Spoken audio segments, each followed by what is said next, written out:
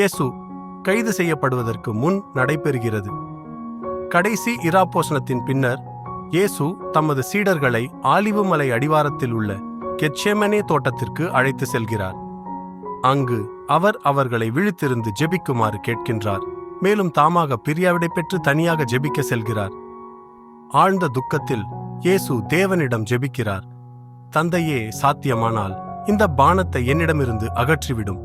ஆனால் எனது விருப்பப்படி அல்ல, உமது விருப்பப்படி நடந்தேயாகட்டும். மத்தேயு 26:19.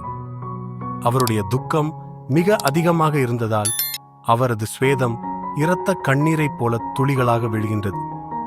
திரும்பி வந்த அவர் சீடர்கள் தூங்கிக் கொண்டிருப்பதை காண்கிறார். மேலும் அவர்களிடம் ஜெபிக்குமாறு மீண்டும் அழைக்கிறார். அவர்கள் பரீட்சையில் விழாதவாறு. சில நிமிடங்களில் யூதாஸ் சிப்பாய்களுடன் வந்து ஒரு முத்தம் மூலம் இயேசுவை துரோகம் செய்கிறார்.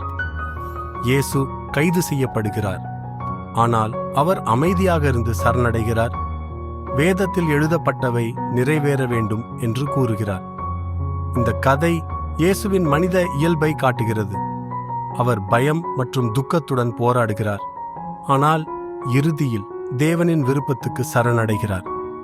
இதன் மூலம் சிலுவை மீது நிகழும் தியாகத்திற்கும் மனிதகுலத்திற்கான மீட்சிக்கும் வழிவகுக்கப்படுகிறது.